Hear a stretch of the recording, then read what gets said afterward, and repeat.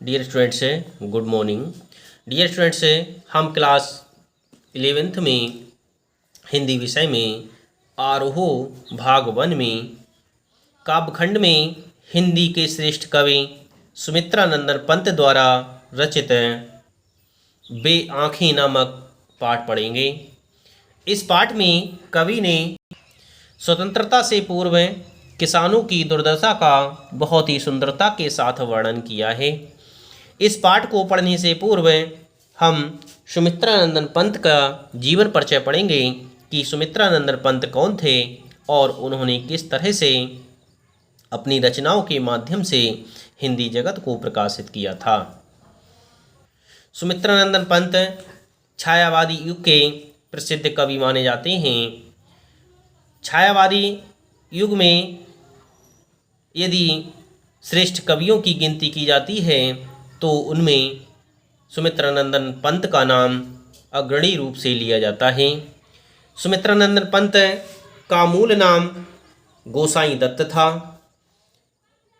इनका जन्म सन 1900 ईस्वी में कौसानी जिला अल्मोड़ा उत्तरांचल में हुआ था। इस तरह से सुमित्रानंदन पंत का जन्म सन 1900 ईस्वी में कौसानी जिला अल्मोड़ा उत्तरांचल में हुआ था। इनका मूल नाम गोसाई दत्त था। इनकी प्रमुख रचनाएं बीड़ा, ग्रंथि, पल्लव, गुंजन, युगवाणी, ग्राम्या, चिदंबरा, उत्तरा, स्वर्णकिरण, कला और बूढ़ा चांद, लोकायतन आदि हैं। इन रचनाओं के माध्यम से सुमित्रानंदन पंत को हिंदी काव्य जगत में श्रेष्ठ स्थान प्राप्त हुआ है। कला और बूढ़ा चांद इनकी प्रसिद्ध रचना है। इनके लिए विभिन्न प्रकार के पुरस्कार भी प्राप्त हुए थे, जिनमें भारतीय ज्ञानपीठ पुरस्कार, साहित्य अकादमी पुरस्कार, सोवियत लैंड नेहरू पुरस्कार, पद्म भूषण आदि प्राप्त हुआ था। इस तरह से ये श्रेष्ठ कवि सन 1977 ईस्वी में इस संसार से हमेशा के लिए विदा हो गया।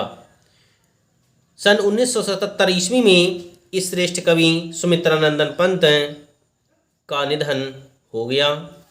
इस तरह से 1977 ईस्वी में यह श्रेष्ठ कवि हमेशा के लिए इस संसार से विदा हो गया। छायावाद के महत्वपूर्ण स्तंभ सुमित्रानंदन पंत प्रकृति के चितेरे कवि हैं। प्रकृति के चितेरे कवि सुमित्रानंदन पंत को माना जाता है।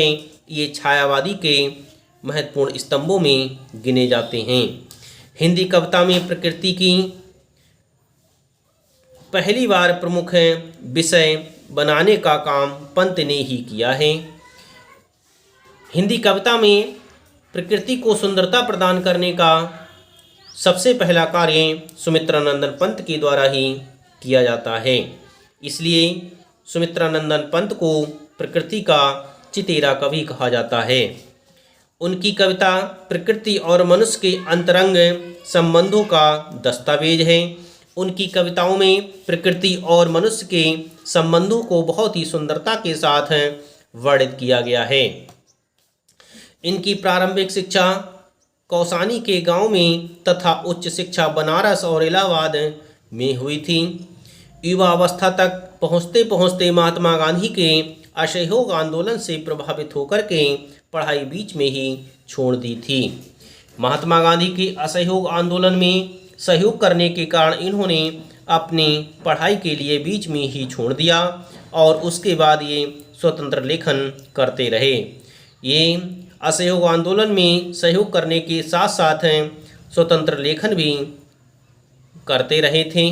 इस तरह से सुमित्रानंदन पंत ने स्वतंत्र रूप से अपने लिखने का कार्य प्रारंभ रखा।